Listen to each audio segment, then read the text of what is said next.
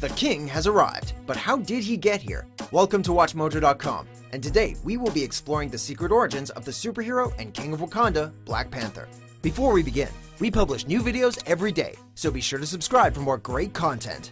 Making his debut in 1966 in the pages of Fantastic Four number 52, Black Panther was the first black superhero to appear in mainstream American comics, predating the first African-American superhero, the Falcon, by 3 years. To say that he was making his debut in a time of change would be an understatement. Though the Civil Rights Act and Voting Rights Act had been enacted in 1964 and 1965 respectively, the fight for racial equality was far from won, and, in the face of continued discrimination against African Americans, the Black Power movement was beginning to take shape. Black Panther's introduction was a bold move on the part of Marvel Comics, but his success proved that comic book readers were ready to embrace change. Black Panther comes from illustrious creative stock. He's a product of the collaborative efforts of industry legends Stan Lee and Jack Kirby, who together created many iconic heroes such as the Hulk, the Fantastic Four, and the X-Men. Decades later, it's safe to say that Black Panther can be counted among their most noteworthy achievements. Interestingly enough, Lee and Kirby created Black Panther before the actual Black Panther Party, which wouldn't adopt the name for its organization until October of the same year. The increasingly politicized nature of the name, however, did lead Marvel to change Black Panther's moniker to Black Leopard in 1972, but it was too late. The name Black Panther had already stuck with readers. As Stan Lee explained in an interview with Alter Ego magazine, the initial idea for the name Black Panther actually came from an earlier hero who had an actual Black Panther as an animal sidekick. This Black Panther, however, was nobody's sidekick. From his very first appearance, he proved himself to be an extremely capable character. He actually took it upon himself to test the members of the Fantastic Four before enlisting their help to help him defend Wakanda against Ulysses Klaue. He did so, oddly enough, by attacking the Fantastic Four when they accepted his invite to Wakanda, and wouldn't you know it, until they began working as a unit, he was actually able to take on Marvel's first family. Having proven themselves worthy allies, T'Challa shared with them the tragic tale of his father's death and his ascension to the throne. As first explored in Fantastic Four number 53, T'Challa's father was murdered by Ulysses Klaue, a villain acting on behalf of the Bilderberg Conference, a governmental group seeking access to the abundant resources of Wakanda. Though his history has undergone some revisions, it's widely maintained that T'Challa then traveled abroad, shared a romance with Aurora Monroe, aka the X-Men member Storm, and completed his education as part of the Wakandan Rite of Passage. Upon his return, in keeping with tradition and fulfilling his destiny, he bested the then current Black Panther in combat and consumed a heart-shaped herb to connect him with the Panther god, Bast. With that, he not only became the Black Panther and ruling king of Wakanda, but also gained superhuman abilities, reflexes, strength, and skills.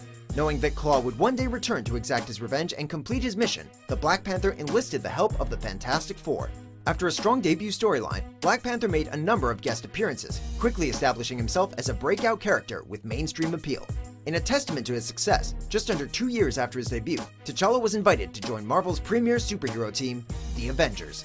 In 1973, after a few years building his brand as part of the team, Black Panther became the lead in Jungle Action as of issue number 5. It was met with critical acclaim.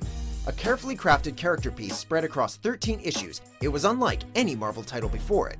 With its long-form approach to storytelling and attention to character development, the Panther's Rage storyline, written by Don McGregor, has retroactively been referred to as Marvel's first graphic novel, and a landmark moment for the industry.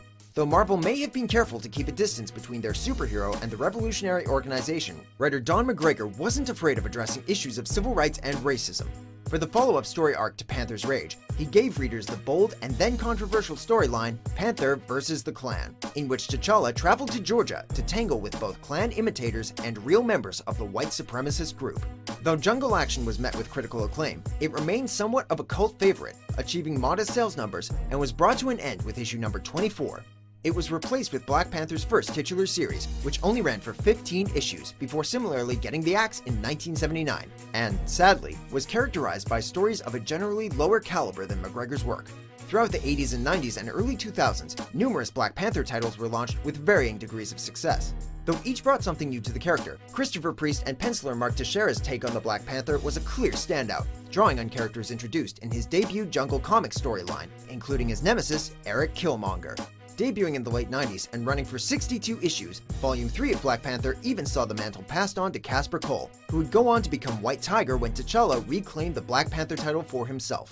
Another interesting addition to the mythology came in Volume 5, when T'Challa's sister Shuri replaced her brother, Though both Casper and Shuri did the costume justice, T'Challa's popularity in the role is unbeatable. Black Panther's history has indeed been a long and storied one, with compelling additions to the mythology being made every decade since his creation.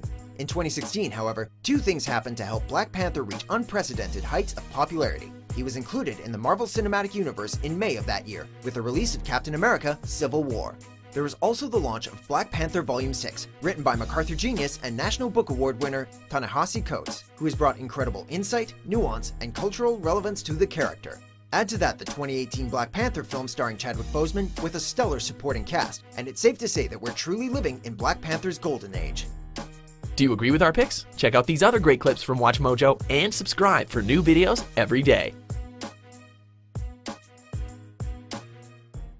Welcome to WatchMojo.com, and today we will be exploring the secret origins of the superhero and King of Wakanda, Black Panther. Before we begin, we publish new videos every day, so be sure to subscribe for more great content.